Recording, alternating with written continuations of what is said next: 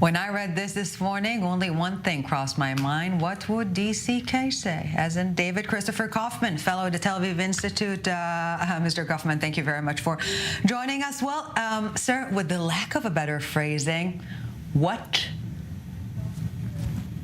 Yeah, what is going on here? I mean, this would actually be funny if it wasn't so dangerous and really quite sad. I mean, it's sort of a testament to everything that's going wrong and has gone wrong in the United States over the last 20 or 30 years. We have a woman, a young 20-something-year-old woman out in Los Angeles, a lifestyle TikTok influencer who suddenly decided that she has the smoking gun of why everything is happening right now, why Israel is the bad guy, why Hamas is righteous, why we need to free Palestine from the river to the sea, why we're in the midst of a genocide. She understands it all because she found a 21-year-old treatise, 21-year-old manifesto from none other than Osama bin Laden. But what she fails to forget is that Osama bin Laden was the architect for the most horrendous example of terroristic mass murder in the history of the Western world. And what she also forgets is that when she's touting the virtues of Islamic Jihad, which is really what she's doing, she's basically saying, I believe and I promote Islamic Jihad, she's forgetting that Islamic Jihad would also apply to her. You know, Islamic Jihad is not about going to a candy store and saying, I'm going to take a few pieces of the anti-Zionism, but I'm going to leave the homophobia or the anti-feminism behind. When you promote Islamic Jihad, you're promoting the whole bag, the whole basket. So it's a perfect example of everything that's wrong right now. Very scary, very dangerous. And my only hope is that the news cycle will wash this through very fast.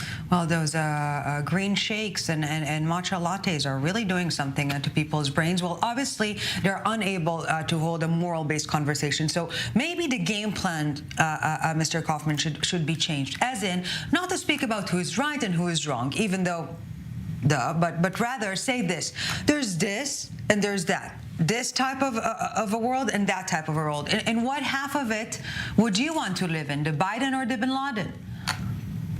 Yeah, I mean, I think the reaction to this really has to be one of consistent, aggressive messaging. If you, Lynette Atkins, 24-year-old lifestyle TikTok blogger, are support bin Laden, you support a world where you have no rights as a woman. You support a world where you are encouraging your LGBTQ queer friends to be murdered. You support a world where there is no sense of liberal justice or prosecution. Everything is based under Sharia law, under the Quran. This is the world you support. This is what you are saying. What's also most sort of concerning to me in her language is it's really all about her. If you listen to what this young woman is saying, it's really the most narcissistic, indulgent exercise in geopoliticking I've ever seen in my life.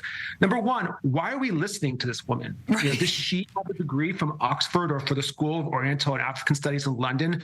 You know, is she an expert talking about Palestinian and Middle Eastern history? Who is this person? How have we gotten to a place in our culture? This is what we need to really be asking ourselves. How have we gotten to a place in our culture where we are turning to, you know, bogus, ignorant, uneducated buffoons to teach our youth about the most important geopolitical issues of the day? Why are we listening to her? Why does she matter? Why do we care? And what can we do about that? And you know, more than that, David, it is happening to her. Something is happening to her. She's experiencing something. It's exactly that. Well, David Christopher Kaufman, fellow at Tel Aviv Institute, hoping for better times. What can I say? But we'll speak beforehand, I assume. We should also be very concerned about the role of China here. I mean, TikTok is owned by China. This plays completely into their hands. We are being humiliated as a nation by these processes, and they are winning. Right. I'm not sure what bin Laden himself would have thought about his current supporters. Anyways, David Christopher Kaufman, fellow at the Tel Aviv Institute, thank you very much for this, sir. We'll touch base with you later on. Thank you.